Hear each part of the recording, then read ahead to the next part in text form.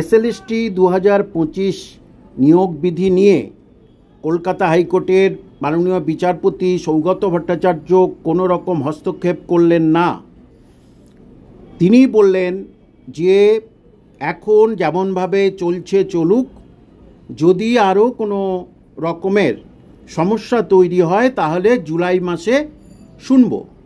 এটা পরিষ্কার করে মাননীয় বিচারপতি বলে দিলেন।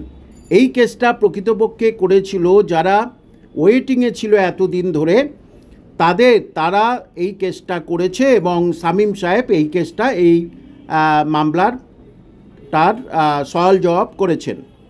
এখন প্রশ্ন হলো যে তাহলে কি এবারে এরাই কি ডিভিশন বেঞ্চে যাবে নাকি সরাসরি সুপ্রিম কোর্টে যাবে? কারণ সুপ্রিম কোর্টে যাওয়ার পরিকল্পনা অনেক আগে আছে। বেশ কিছু নতুন চাকরি প্রার্থীদের তারা অনেক আগে থেকে আইনের পরামর্শ নিয়েছেন এবং আইনজ্ঞদের সলা পরামর্শ নিয়েছেন যে এই নতুন নিয়োগ বিধি হলেই যারা নতুন আছে, একদম ফ্রেশার, যাদের কোনো অভিজ্ঞতা নেই, তারা এমনিতেই 10 নম্বরে পিছিয়ে থাকবে এবং ইন্টারভিউয়ে ছেলে খেলা করা ছাড়া অন্য কোনো কিছু হবে না। এবং যেটা বলেছে যে কন্ট্রাকচুয়াল বেসিসেও তাদেরও 10 নম্বর দেওয়া হবে।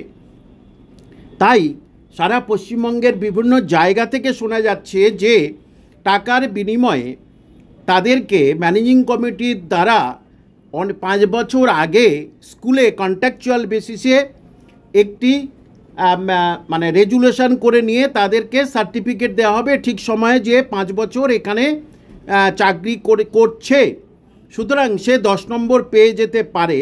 আর এই জন্যেই সারা পশ্চিমবঙ্গে একটি গোলযোগ সৃষ্টি হয়েছে যে তাহলে সার্টিফিকেট, এক্সপিরিয়েন্স সার্টিফিকেট কি এইভাবেই বিলাবে সারা পশ্চিমবঙ্গে এবং এক শ্রেণী তারা লাভবান হবে, আরেক শ্রেণী তারা ক্ষতিগ্রস্ত হবে। এটা কোনোদিনই একই রাজ্যের একই পরীক্ষায় মেনে নেওয়া যায় না।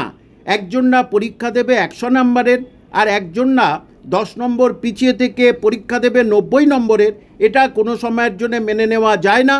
সুতরাং এটা হয় ডিভিশন বেঞ্চ এটার উপরে হস্তক্ষেপ করবে আমি নিশ্চিত, না হলে সুপ্রিম কোর্ট তো হস্তক্ষেপ করবেই। কারণ যেখানে পরিষ্কার করে বলে দিয়েছে সুপ্রিম কোর্টের রায়ে কোনো রকম স্পেশাল রাইট দেওয়া যাবে না এবং অ্যাডভান্টেজ দেওয়া যাবে না।